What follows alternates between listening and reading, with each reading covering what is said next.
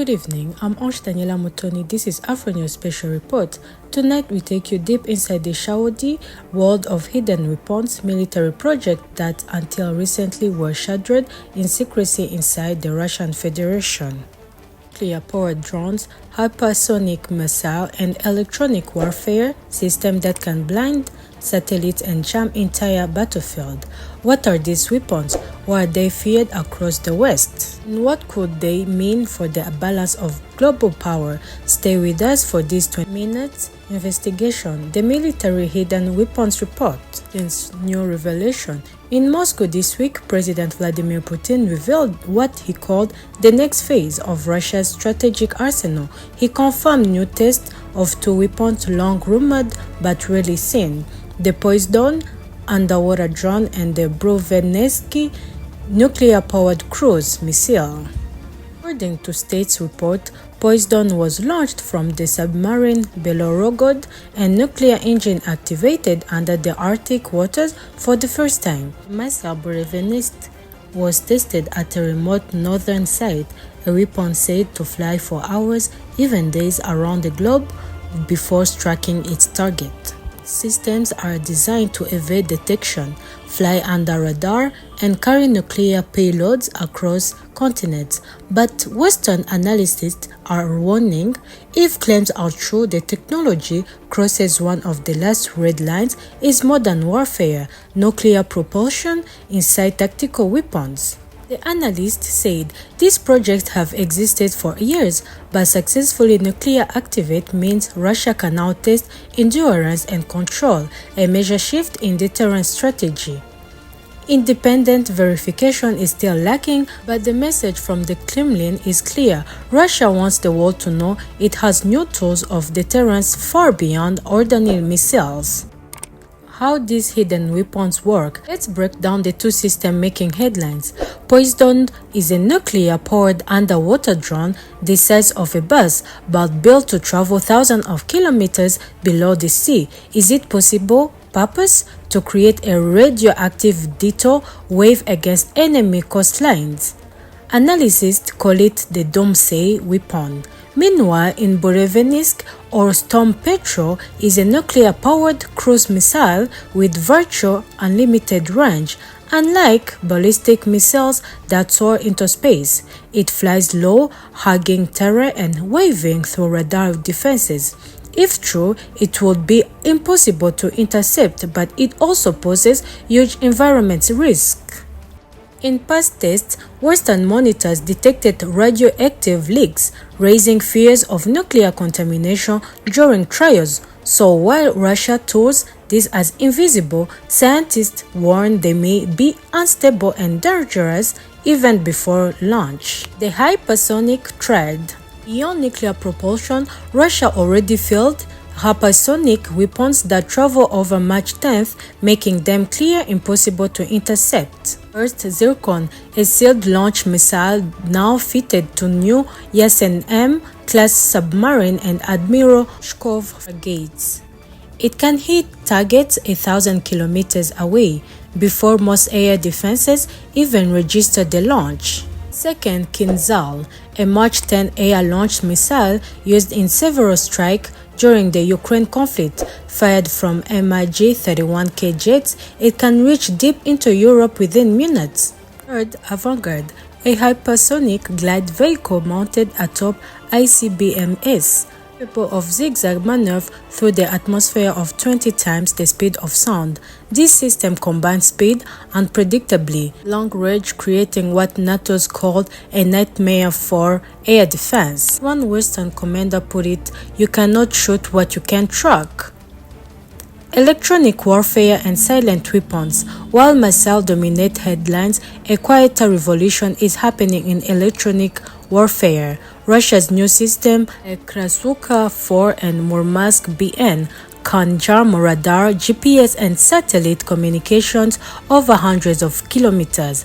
And a mysterious laser weapon called Peresvet is reportedly capable of blinding satellites from the ground.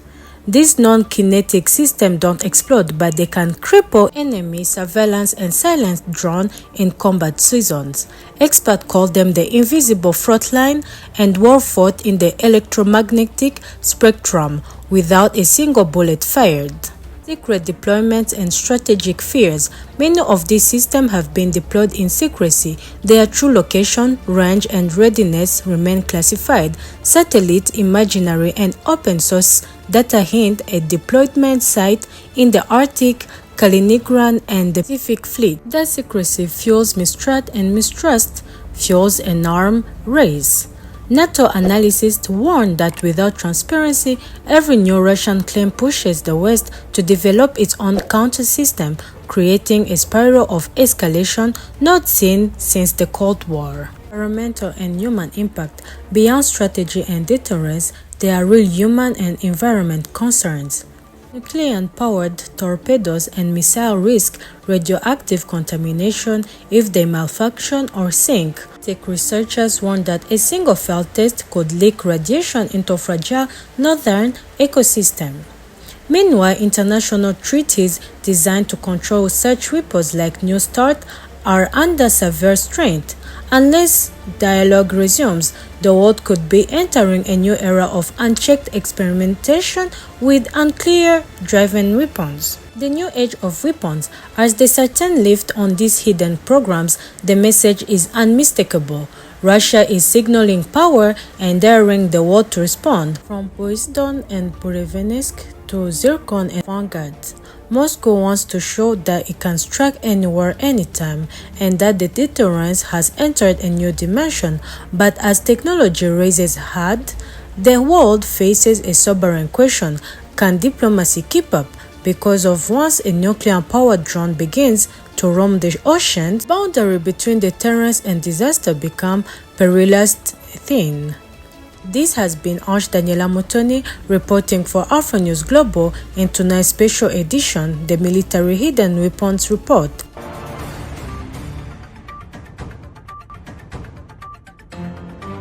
Good evening and welcome to Afro News TV. I'm Daniela Mutoni reporting from the Kingdom of Toro, Uganda.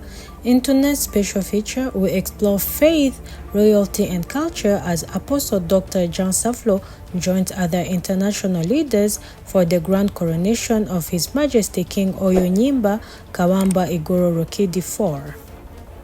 The Kingdom of Toro, located in western Uganda, is one of Africa's most historic monarchies, known for its peaceful leadership, natural beauty, and deep culture pride. Founded in the early 19th century, the kingdom split from the Bunyoro Kitara Empire under the King Kaboyo Kasusu Kwanzi, creating a legacy of independence and royal dignity that continues to this day. This year's coronation celebration honored the long reign of King Oyonyimba Kawamba Igoro Rokedi IV, ascended the throne in 1995 at just 3 years old, making him one of the youngest monarchs in the world. Under his leadership, Toro has seen great strides in education, youth empowerment, and the preservation of culture and faith. Among the distinguished guests was Apostle Dr. John Saflo, a respected global preacher and founder from Norway. He attended the coronation alongside Bishop Alice Kabagonza from the United Kingdom and Apostle Dr. Roy from Indonesia, all united by one mission: to strengthen faith, culture, and global peace. Before the royal ceremony, Apostle Dr. Saflo was warmly received by Bishop Alice Kabagonza at her ministry headquarters in Fort Portal, where a 3-day crusade drew crowds from across Uganda. The crusade, filled with worship and healing, symbolized international unity in Christ. Bishop Alice Kabagonza said, "We thank God for uniting nations through His words. This is the time of Africa's spiritual awakening." Apostle Dr. Roy from Indonesia delivered a powerful message calling on the church to rise above borders and walk together in divine purpose. Apostle Dr. Roy said, "Our cultures may differ, but our faith is one, and love is the language that connects all of us." Following the crusade, Apostle Dr. Saflo had the rare honor of visiting the royal palace of Toro, where he was received by King Oyo and the Queen Mother based Emigisa. Meeting was filled with warmth and respect, a moment symbolizing unity between royal heritage and Christian faith. Apostle Dr. Saflo said, "It's an honor to meet the King and the Queen Mother. Toro Kingdom stands as a beacon of peace, culture, and faith for all over Africa." The Toro people, known as Batoro, speak the language Rutoro and uphold traditions that emphasize respect, community, and leadership. From the royalty drum known as Ingoma from Toro to the elegant Imango ceremonies, Toro's culture heritage remains one of the strongest in East Africa. King Oyo used this coronation to highlight unity among African youth and called upon spiritual leaders to support education and peace across borders. His Majesty's reign continues to symbolize a bridge between the old and the new, a generation of leadership that respects its roots while embracing modern transformation. Apostle Dr. Saflo, Bishop Alice Kabagonza, and Apostle Dr. Roy later joined a royal dinner hosted in honor of the visiting dignitaries, where prayers were shared for the prosperity of Toro Kingdom and all of Uganda. For Apostle Dr. Saflo, this was not only a visit of diplomacy but a divine mission, connecting the spirit of revival with the royal heritage of Africa. As the sun set over the hills of Toro, the message remained clear: faith, culture, and unity are the keys to Africa's future. From the Kingdom of Toro in Western Uganda, this has been Arch Daniela Mutoni, Afronews TV, East African correspondent. Stay tuned to more story of faith, culture, and transformation across Africa beyond.